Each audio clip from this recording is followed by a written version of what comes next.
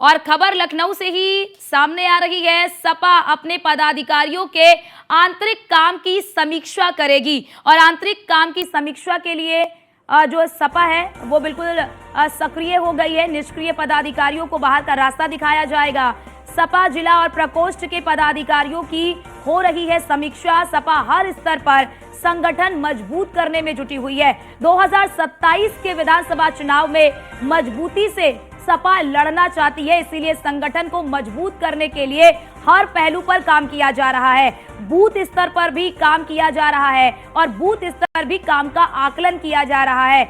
मतदाता सूची में सही नाम जुड़वाने और गलत नाम कटवाने की रणनीति पर काम सपा की ओर से काफी ज्यादा तेजी से हो रहा है। धरना प्रदर्शन में भागीदारी पर भी नजर जो है वो रखी जा रही है। तो सपा की ओर से हो रहे धरना प्रदर्शन में भागीदारी पर भी नजर रखी जा रही कि सपा की ओर से जो धरना प्रदर्शन किए जाते हैं उसमें कितने लोग शामिल हो रहे हैं। सपा अपने पदाधिकारियों के आंतरिक काम की समीक्षा करेगी और इस आंतरिक काम की समीक्षा के दौरान जो भी पदाधिकारी जो है वो निष्क्रिय पाया जाएगा उसे बाहर का रास्ता दिखाया जाएगा। जिला और प्रकोष्ठ के पदाधिकारियों की समीक्षा हो रही है, ये समीक्षा की जा रही है। सपा हर स्तर पर संगठन को मजबूत करने में जुटी हुई है क्योंकि 2027 का जो विधानसभा का चुनाव है उसमें सपा कोई भी ढिलाई नहीं बरतना चाहती, ना कोई चूक।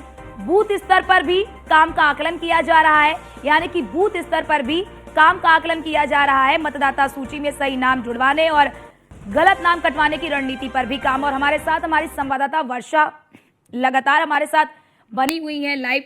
वर्षा, जो अब सपा समीक्षा कर रही है अपने पदाधिकारियों की, ये कितना कह लीजिए कि लाभदायक साबित होगा सपा के लिए, सपा की संगठन की मजबूती के लिए?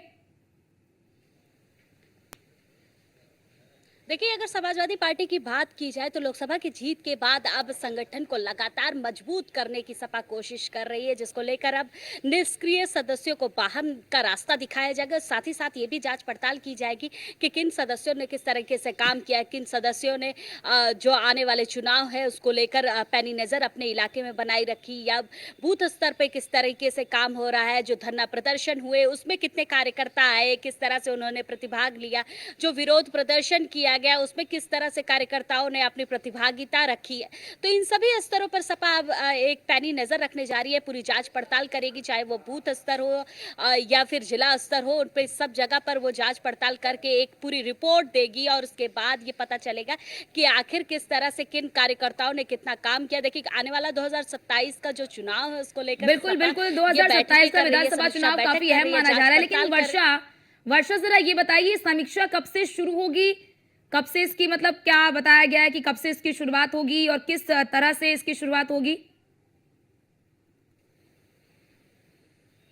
देखिए, अगर समीक्षा बैठक की बात की जाए तो समीक्षा बैठक की शुरुआत हो चुकी है और शुरुआत में ही एक लंबी लिस्ट का ब्यौरा दिया जाना है, जिसमें वो साफ हो जाएगा कि जिले में कितने कार्यकर्ताओं ने काम किया है, किस बूथ पर कितने कार्यकर्ता रहे हैं, किस बूथ पर कितने कार्यकर्ताओं ने लोगों को समाजवादी पार्टी के बारे में बताया है, जो उनका संदेश चलता है, चाहे वो संविधान के बारे में हो, चाहे पीडीए का नारा हो, उसको लेकर कितना जागरूक किया है लोगों को। उसके साथ ही साथ बूथ स्तर पर कितना काम हुआ है, जितना धरना प्रदर्शन के ऐलान किए जाते हैं उन सब जगहों पर हुए हैं कि नहीं हुए, और उसमें कितने कार्यकर्ता हैं जो निष्क्रिय कार्यकर्ता हैं, जो सदस्य बने बैठे हुए हैं और वो किसी तरह से कोई काम नहीं कर रहे हैं, उनको हटाया जाएगा। साथ ही साथ एक लंबी लिस्ट तैयार की जा रही है और देखा जा रहा है कि आखिर किस तरह से समाजवादी पार्टी के उन निष्क्रिय सदस्यों को बाहर निकाला जा सके, एक सक्रिय सदस्य जोड़ते हुए पूरे संगठन को मजबूत किया जा सके। देखिए, क्योंकि समाजवादी पार्टी जिस तरह से लोकसभा का जीत हासिल की है, अब 2027 के चुनाव में किसी तरह का चूक भी नहीं देखना चाहती, जिसको लेकर अब देखिए 2027 की एक बड़ी रणनीति